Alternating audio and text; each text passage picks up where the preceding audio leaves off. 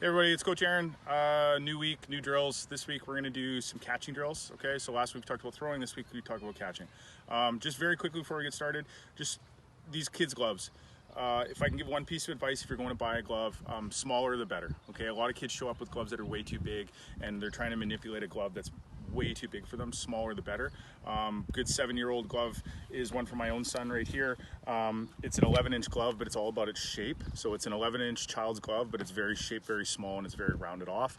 Something that's soft, okay, soft leather at this age is better. As they get older, they can get a more rawhide type glove, but the soft leather and as small as possible for these kids. Okay, so a few catching drills that we do, and we do try and do every time we're on the field, and I suggest that you do, is first off, we start bare hand, okay?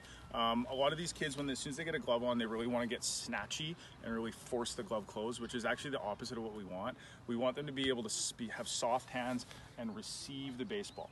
So a drill that we use is we use bean bags. I know not everyone has bean bags. If you take a balled up roll of tube socks, it works the same. And all we're doing is we just firmly soft toss them the bean bag or the socks. We get them in that good catching position. Fingers up. Again, we never want them catching fingers down. We're just playing catch here.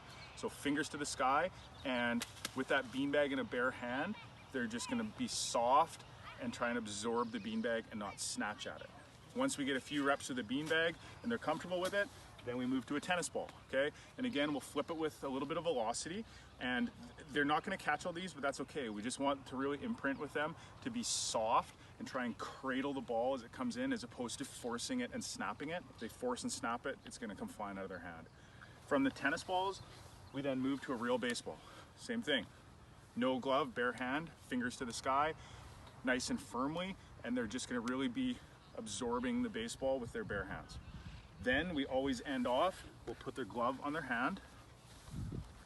Okay, nothing changes, I tell them. Nothing changes, you just have a piece of leather on your hands, that's the only thing.